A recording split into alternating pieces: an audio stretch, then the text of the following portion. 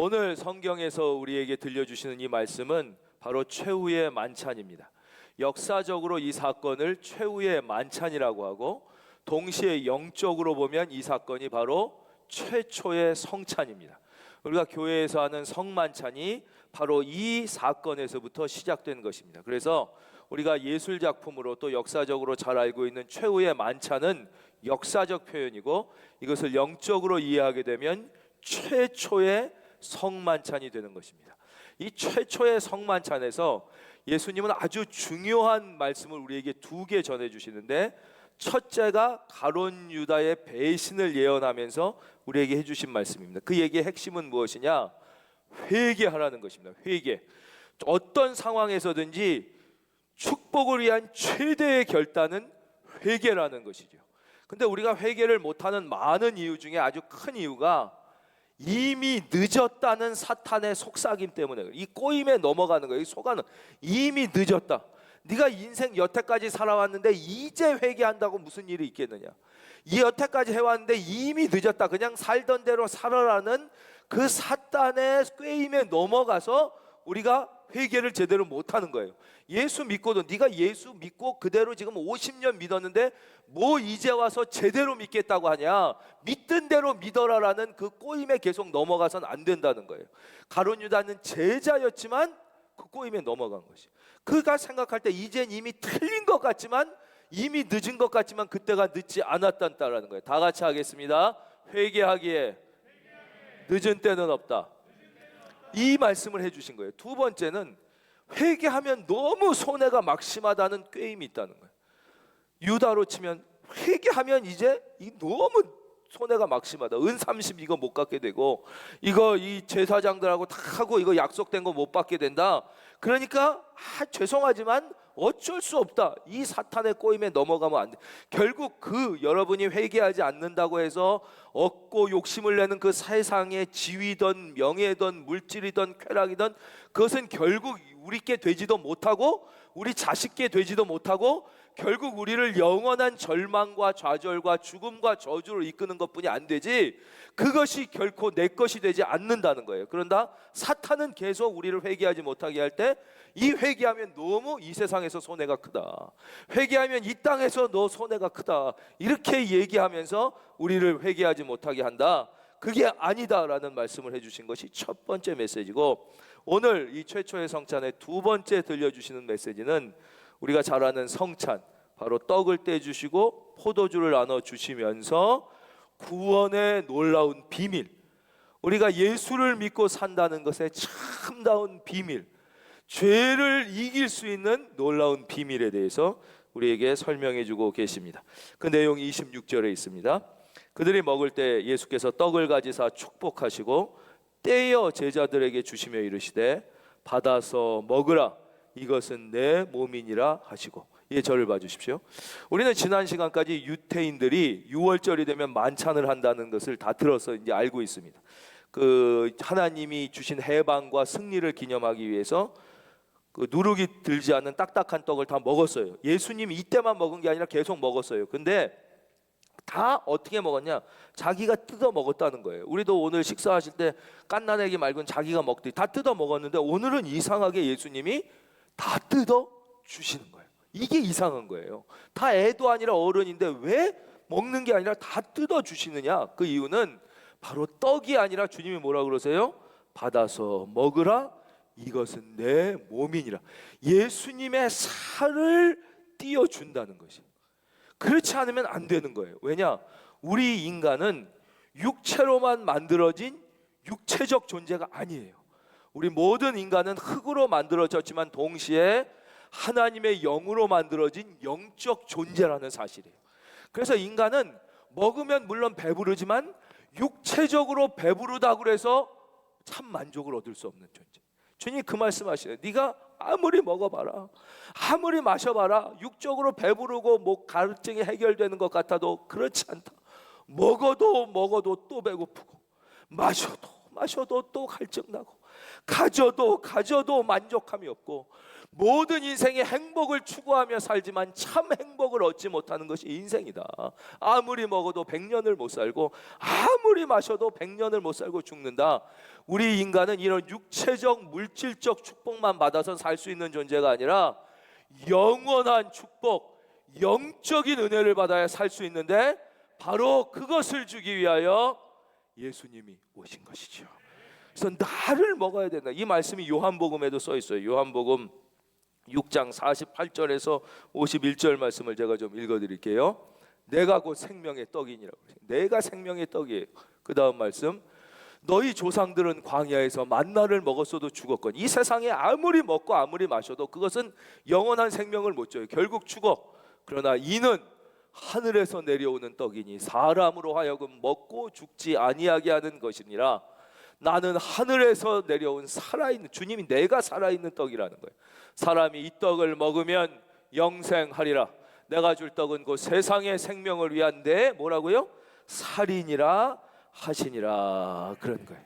그러니까 우리가 이 물질의 복, 육신의 복, 이 세상의 복이 전부인 줄 알고 살지만 인생은 그거 가지고는 결코 만족할 수 없는 영원한 복, 그렇죠? 영적인 복을 받아야 되는데 그러려면 어떻게 해야 되느냐? 육적인 떡만 먹으면 안 된다는 거예요. 오병이어 사건, 그 오병이어에 만족하면 안 된다는 거예요. 바로 참 생명의 떡인 예수님을 먹어야 돼. 그것 때문에 예수님께서 떡을 직접 뜯어 주시면서 받아서 먹으라. 이것은 내 몸이니라. 그런 거예요. 우리는 다시 한번 예수 믿으면서 얼마나 많은 사람들이 목말라 하는가. 목마르시죠? 인생은 다 목마른 거예요. 저도 목마릅니다. 돈이 우리를 만족시켜 줄 수 없다는 거예요. 지위가, 어떤 성공이, 어떤 명예가 그것이 없어서 우리는 목마르다고 생각하지만 다 가져도 목마른 건 똑같다는 거예요. 왜냐? 우리는 육체적 동물이 아니라 영적인 존재이기 때문에 바로 생명의 떡이신 주님을 먹을 때만 우리의 영적 공고함이 해결되고 우리가 참 만족을 얻을 수 있다. 그러신. 이제 한 걸음 조금 더 깊이 들어가 보겠습니다. 근데 예수님께서 이것을 주시면서 그냥 쉽게 믿어라. 그러면 조금 우리가 받아들이기가 쉬울 것 같아요. 근데 여기서 받아서 먹으라 그랬어요. 이게 한국적 정서에서는 상당히 좀 부담이 됩니다. 예수님을 잘 섬겨라. 믿음이라는 것은 예수님을 잘 대접하는 것이다. 믿음이라는 것은 예수님을 잘 섬기는 것이다. 이러면 우리가 좀 이해하기가 쉬운데 한국적 개념에서 진짜 믿는다는 것은 뭐냐? 예수님을 먹는다고 그러니까 이게 좀 너무 이게 잘 안 와닿는 거예요. 이게 먹으라 그러니까 마음이 불편해지고 이게 안 된단 말이에요. 그러나 이 먹는 게 뭐 이게 진짜 믿는 거예요. 우리가 예수님은요 믿으려고 애쓴다고 믿어지는 게 아니라 성령이 임하면 저절로 믿어지는 거예요. 우리가 이 죄를 안 지려고 막 발버둥 친다고 죄에서 승리할 수 있지 않아요. 죄는 그럴수록 더 져요. 언제 죄를 안 질 수 있느냐? 성령이 임하시면 안 질 수 있는데 이것이 바로 예수를 먹는다는 의미예요. 그러면 죄가 안 지어지는 것이에요. 저와 여러분이 죄가 안 지어지는 지경까지 갈 수 있기를 주의 이름으로 축원드립니다. 그 해답이 바로 이거예요. 예수님을 먹는 거예요. 내 살을 먹고 내 피를 마시는 자는 내 안에 거하고 나도 그의 안에 거한다. 그래서 이거를 조금 쉽게 설명해 드리려고 결혼을 이제 설명해 드리려고 해요. 결혼을 한다고 생각해 보십시오. 그럼 우리가 예수님을 믿는다고 입으로 시인하고 인정하는 것은 이것은 예수를 진짜 믿는 게 아니에요. 예수를 믿는 입구에 들어간 거예요. 그 입술로 예수님을 믿는다고 인정하고 시인하는 게 예수님을 믿는 건데 이게 다 믿는 게 아니라 결혼으로 치면 결혼식장에 딴딴따단하고 이제 들어가는 것처럼 믿음의 세계에 이제 들어가는 게 예수님을 입술로 믿는다고 고백하고 인정하는 거예요. 이게 완성이 아니라는 걸 알아야 돼요. 예. 그러면 우리가 결혼식장에 딴따단하고 들어가서 부부가 되면 어떻게 돼요? 첫날 동침을 한단 말이에요. 이게 대단히 중요한 거예요. 이걸 이상한 생각하지 말고 영적으로 잘 알아들어요. 왜 우리가 결혼을 하면 동침을 하느냐? 그것은 하나 된다는 고백이에요.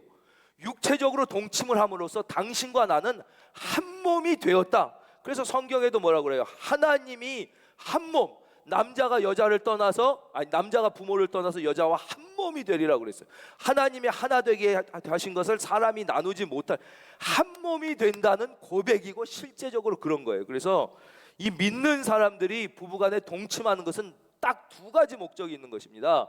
하나 되게 하신 하나님을 왜 앞에 믿음을 고백하는 거예요. 우리는 이제 하나다, 둘이 아니라 하나라는 거예요. 또 다른 의미는 하나님이 맡겨주신 생육하고 번성하라, 생명을 잉태하기 위한 것이지, 다른 무슨 쾌락이나 이런 것은 목적이 아니에요. 그것은 잘못된 것이에요. 부수적으로 얻어지는 결과일 수 있지만, 그게 그럴 때 둘이 이제 결혼을 해가지고 점점 알아가야 되는 거예요. 하나가 되는 거예요. 근데 실제 결혼은 그래요? 안 그렇잖아요. 결혼을 했어, 애도 낳아, 한 집에서 살아.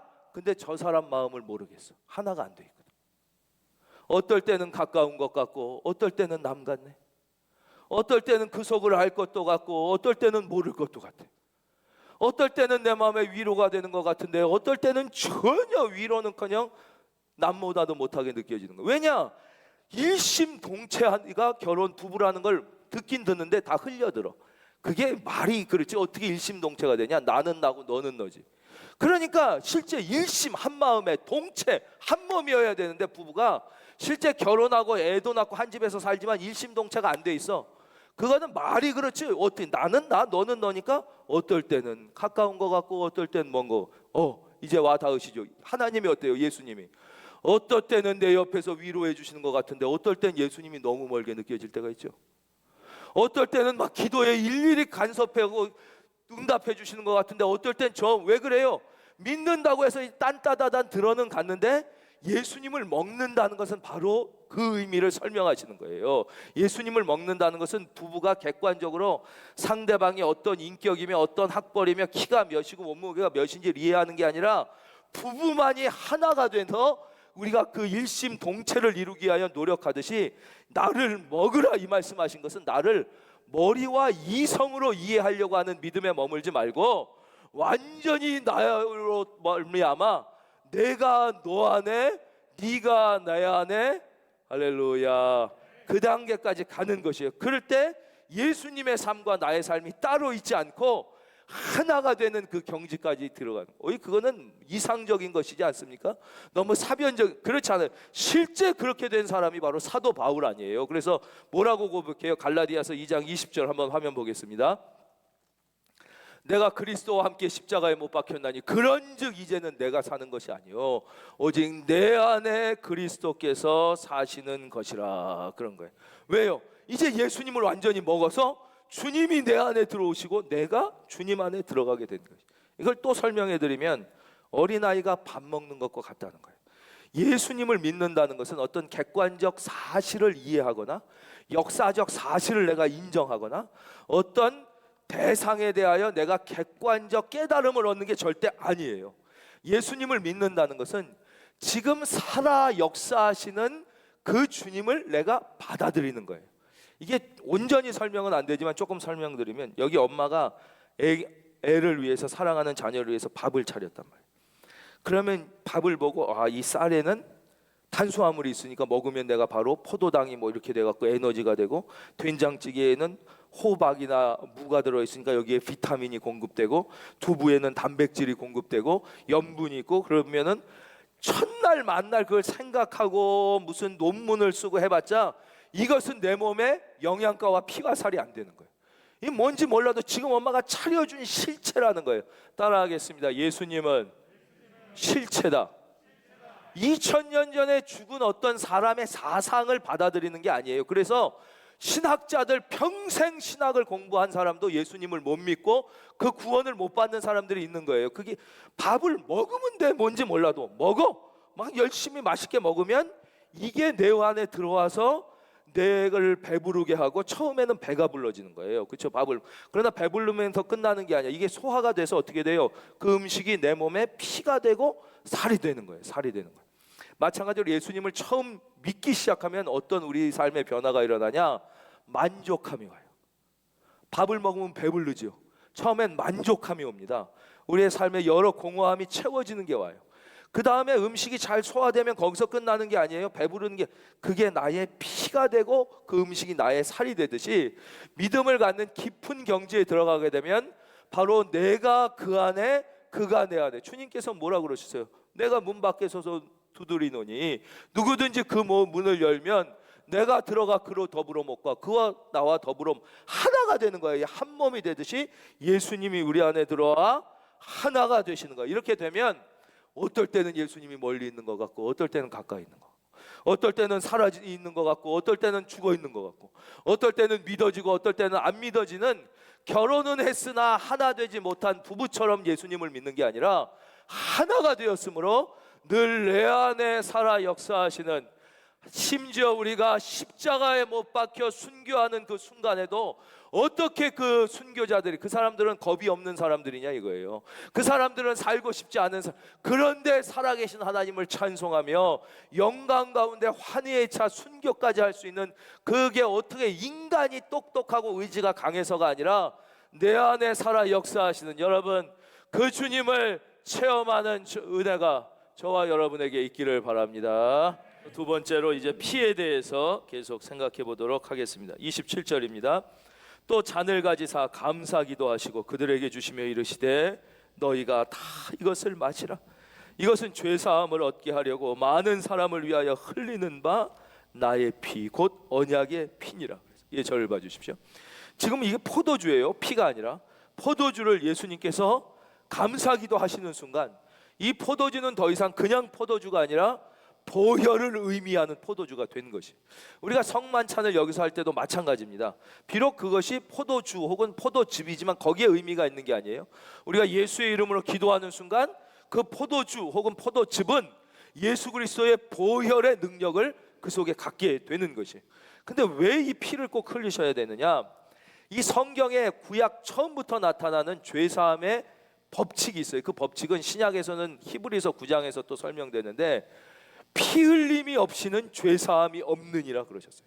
그러니까 죄사함의 첫째 원칙은 피 흘림이 있어야 돼요. 피 흘림이 있어야 돼요. 그래서 구약에서는 다 짐승을 잡아서 피를 흘려서 제사를 드리는 거예요. 그래야 용서가 있고, 혹시라도 자기가 잊어먹고 못 사한 용서를 구한 죄가 있을까 봐다 1년에 대속죄일이 되면 대제사장이 모든 백성을 대표해서 양이나 소 같은 것을 잡아서 그 피를 드리면서 하나님 앞에 속죄의 예배를 드리게 돼 있는 것이.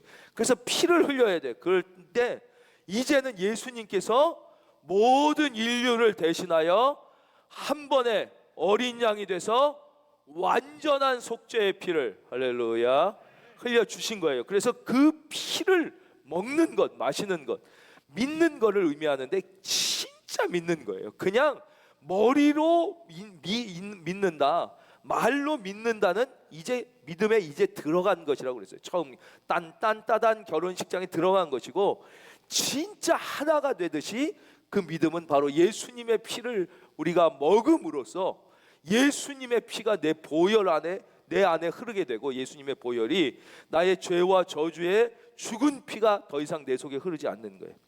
이걸 설명해 드리기 위해서 예전에 아주 유명한 CEO가 했던 명연설이 있어요. 다 들어보신 적이 있을 텐데, 어느 CEO가 코카콜라의 회장에 취임하면서 취임연설을 한 아주 역사적으로 유명한 취임연설이 있습니다.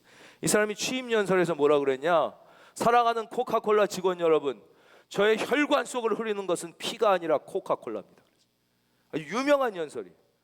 이 사람이 코카콜라의 세계적 확장에 어마어마한 일을 하고, 물론 틀린 말이에요. 피가 아니라 코카콜라 흐르면 그 사람은 죽어요. 그러나 최소한 그 정도의 정신과 애사심을 가진 거예요. 나의 혈관을 흐르는 것은 피가 아니라 코카콜라다. 나의 목표는 이 세상의 온 인류가 물보다 코카콜라를 더 많이 마시게 하는 것이 나의 인생의 사명으로 뛰고 이 땅에 태어났다.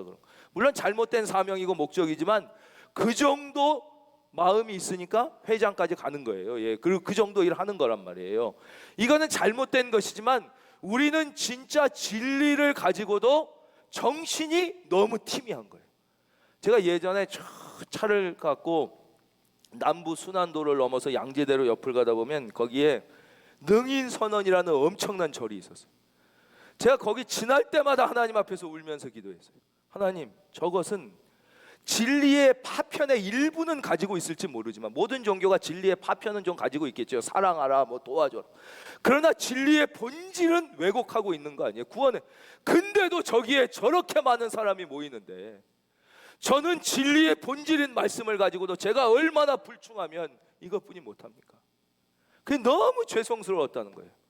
그 사람은 가짜인 코카콜라를 가지고도 그런 일을 하는데, 우리는 진짜 모든 인류의 생명 대신 예수 그리스도의 보혈의 은혜를 입고도 우리는 너무 예수님을 진짜 먹지 못하고 진짜 내 안에 모시지 못하고 이성과 상식의 범위 안에서 객관적으로 예수님은 예수님, 나는 나, 예수님의 말씀은 예수님의 말씀, 내 인생은 내 인생 이렇게 사니까 우리의 삶에 영원한 복과 영원한 축복이 임하지 않는 것이죠. 이 시간 예수의 이름으로 축복하겠습니다. 여러분이 예수님의 살을 먹고 예수님의 피를 마실 때 예수의 보혈이 우리 안에 흐르게 되고 예수의 살이 우리의 살이 되면서 여러분의 인생의 죽음이 떠나가고 좌절과 저주가 무너지고 질병이 사라지게 될지어다. 믿음을 가지고 살아야 된다. 그래서 주님이 많은 사람을 위하여 흘리는 바 나의 피 곧 언약의 피니라 그랬어요. 근데 문제는 이제 이 약속, 이 언약이 이루어지려면 이제 예수님께서 십자가를 지셔야 되는 거예요. 유언이 있어요. 유언. 이 언약, 이걸 유언이라고 우리가 이해하면 돼요. 유언은 그 유언한 사람이 죽을 때 비로소 효력을 나타내는 거예요. 우리나라에도 매년 유언을 기록하는 사람들이 꽤 많이 있습니다. 대단히 중요한 직책에 있거나 뭐 아주 큰 기업의 재벌 같은 사람들은 매년 변호사 입회하에 유언을 씁니다. 내가 이렇게 죽게 되면 뭐 재산 분할 이렇게 하고 기업을 이렇게 해라 뭐 이런 걸 해요. 근데 왜 우리가 모르느냐? 안 죽으니까 효력이 없는 거예요. 그렇죠? 그냥 가. 그럼 그 다음 해가 되면 거의 매년 첫 해가 되면 변호사 입회하에 이렇게 유언을 작성하는 거예요. 근데 죽지가 않으니 그냥 가는 거예요. 이 예수님의 이 살과 피는 예수님께서 십자가에 죽으심으로써 이제 완성되고 이 효력이 이제 나타나게 되는 거예요. 그 전까지는 예수님께서 시간과 공간 안에 머물러 계시기 때문에 그래요. 그래서 예수님께서 십자가에 못 박혀 죽게 돼 있습니다. 여기에 죄를 안 짓는 비결이 있다는 것이. 우리가 죄를 안 지으려고 그러면 안 지을 수가 없습니다. 꼭 죄를 안 지으려고 결심하면 더 죄를 짓게 된단 말이에요. 예수님께서 십자가에 못 박혀 죽으심으로 살과 피를 우리를 위하여 찢기시고 흘리셔서 우리가 그것을 진정으로 믿으면, 그걸 먹게 되면 이제 어떻게 된다고 그랬어요? 주님이 내 안에 들어와 계시는 거예요. 주님의 살과 피가 내 속에 들어와. 이걸 또 다른 말로 성령이 임하셨다 그러는 거예요. 즉 이제 예수님은 더 이상 시간과 공간의 제약을 받지 않고 믿을 때 우리 안에 들어와 계시는 거예요. 그러므로 내 안에 함께 계셔요. 그래서 어떻게 하면 죄를 안 질 수 있느냐? 내 안에 계신 예수님께 맡겨야 되는 거예요. 맡겨야 돼요. 여러분 이걸 실제적으로 실천해 보시기를 바래요. 내가 죄를 안 지려고 그러면 죄를 이길 수 있는 길이 없고 죄랑 막 피투성이가 되게 싸워. 어떤 사람들은 막 그 하려고 자해를 하는 사람도 있잖아요. 막 몸을 긁으면서 그 악한 생각을 안 하게 하려고 그러고 죄를 안 지려고 발버둥 쳐도 피투성이만 될 뿐 나는 죄를 이길 수가 없어요. 그러나 한번 주님 앞에 맡겨 보시는 거예요. 내 마음을 주님 앞에 맡길 때 우리가 실제적으로 주님이 역사하시는 것을 오늘의 삶 가운데 경험해. 이 두 가지 예를 들려드리고 싶은데, 하나는 역사적 예예요. 여러분이 잘 아시는 코리 텐붐 여사, 이분은 유대인으로서 아주 착한 분이었는데 나치에게 잡혀가지고 포로 수용소에서 온갖 고문과 핍박을 받았어요. 언니랑 같이 들어가서 온갖 고문과 핍박을 받다가 결국 언니는 죽었어요. 포로 수용소에서 못 견디고 죽고, 이분은 해방이 돼가지고 살아나온 분이에요. 이분이 깊은 주님의 은혜를 체험하고 많은 곳에 간증을 하고 다니고, 그래서 간증으로 많은 분이 은혜 받아서 유명해졌는데, 어느 날 어느 교회에서 간증을 하고 있는데 여기에 좀 어디서 본 듯한 사람이 앉아 있더라는 거예요. 그래서 간증을 하다 저 사람은 어디서 봤나 했는데 얼굴이 떠오르다. 자기가 그 포로 수용소에 갇혀 있을 때 자기를 고문하고 자기 언니를 고문해 죽였던 그 사람이다. 제가 간증하다가 그 사람을 알아보게 되자 피가 코끝로 솟더라는 거예요. 그 증오의 마음과 막 그 마음이 도저히 더 이상 간증을 할 수가 없더래요. 그 마음속에 주님이 용서해라. 내가 너를 용서한 것처럼 너도 그를 용서해야 된다. 그 용서가 또 아무리 용서하려고 해도 도저히 못하겠더라는 거예요. 그래서 그랬다는 거예요. 주님, 난 도저히 용서를 못하겠습니다. 어떻게 내 언니를 죽이고 나를 그렇게 한 저 사람이 눈앞에 있는데 저런 인간이 은혜 받겠다고 저러고 뻔뻔히 아니, 내가 어떻게 여기서 간증을 하고 내가 용서를, 난 도저히 못한다 그러는데도 마음속에서 계속 하나님이 용서해야 된다고 그러시더라고요. 그래서 이분이 그러잖아요. 난 도저히 못하겠다고. 전 그렇게 용서하고 싶으시면 그럼 내 안에 계신 주님이 하시라고. 주님은 하시는 건 내가 말리진 못하지만 난 못하겠다고 그랬다. 근데 그 순간부터 마음에 평안이 오더라는 거예요. 주님의 용서가 느껴지더라는 거예요. 그래서 간증을 다 마쳤다는 거예요. 그리고 이제 끝나고 이렇게 인사를 하는데 그분도 모르고 이렇게 인사를 하길래 이분이 저를 알아보겠냐고, 코리텐 분이. 아니 뭐 유명한 분인 건 아는데 모르겠다. 바로 제가 당신이 그 포로 수용소 있을 때 거기 잡혀 있었던 아무아무라. 내 언니는 그때 당신의 고문으로 죽은 누구. 이분이 얼마나 충격을 받았겠어요. 나는 당신을 용서하지 못했지만 내 안에 계신 주님이 당신을 용서했다. 뭐 우리 너무 잘 들어서 잘 아시는 이야기. 요즘 시대 얘기를 좀 해드리겠습니다. 어느 분이 자기 승질을 자기가 알아요. 우리가 알잖아요, 내 승질. 나는 도저히 그 자리에서는 화를 내지 않을 수 없는데 그 자리를 가야 되는 이제 상황이 있었어요. 그래서 목사님께 와서 기도를 부탁했어요. 목사님께 기도해 주시고 이 말씀을 한 거예요. 주님께 한번 마음을 맡겨보십시오. 도저히 난 못하겠으면 맡겨보십시오. 근데 이분이 그 자리에 가서 정말 신비한 체험을 했다. 내가 나를 아는데 나는 그 자리에서 도저히 화를 안 낼 수가 없는 사람인데 근데 화가 안 나더라는 거예요. 화가 났는데 참은 게 아니라 화가 그냥 안 나더라는 거예요. 저와 여러분에게 이런 은혜가 있기를 바랍니다. 내가 그냥 주님께 진짜 목사님이 하라고 그래서 그대로 주님께 맡긴다고 내가 맡겼더니 화가 났는데 참은 게 화가 안 나더라. 이건 도저히 내가 나를 안 있을 수 없는 일이 내 안에 벌어져. 바로 예수 믿는 건 그거예요. 예수 믿는 건 상식적인 일이 일어나는 게 아니에요. 조금 더 좋아지는 게 아니에요. 지난 옛날보다 조금 더 행복해지는 정도가 아니라 불가능한 일이 일어나는 것입니다. 안 되는 일이 가능해지는 것입니다. 저와 여러분에게 이러한 기적이 경험되기를 바랍니다. 그렇게 하면 나를 극복할 수 있는 거예요. 성령께서 하시면 나를 극복할 수 있는 거예요. 물론 매번 우리가 못할 수 있어요. 어떨 때는 실패하고 좌절할 때도 있을 것이에요. 그러나 계속해서 우리 성공을 높여가는 거예요. 그럴 때 사도 바울같이 가장 인간적으로 열심히 있었으나 불의를 보면 못 참고 화를 내고 이러던 사도 바울이 변하고, 사도 요한 별명이 우레의 아들이었잖아요. 너무 성격이 괄괄해서. 근데 그가 사랑의 사도가 되는 역사는 인간의 힘이 아니라 바로 예수님이, 성령께서 그 안에 계셔서 이룩하신 것입니다. 사도 바울은 성령의 감동으로 이 성만찬을 보았습니다. 사도 바울은 12제자 중에 한 명이 아니라 이 예수님이 하신 성만찬 자리에 없었어요. 그러나 성령께서 그에게 보여주심으로 그는 고린도전서 11장 26절에서 우리에게 성만찬에 대해서 설명해 주십니다. 고린도전서 11장 26절, 이 말씀을 마지막으로, 이게 우리의 적용입니다. 오늘 말씀에 다 같이 읽고 결론을 맺겠습니다. 시작.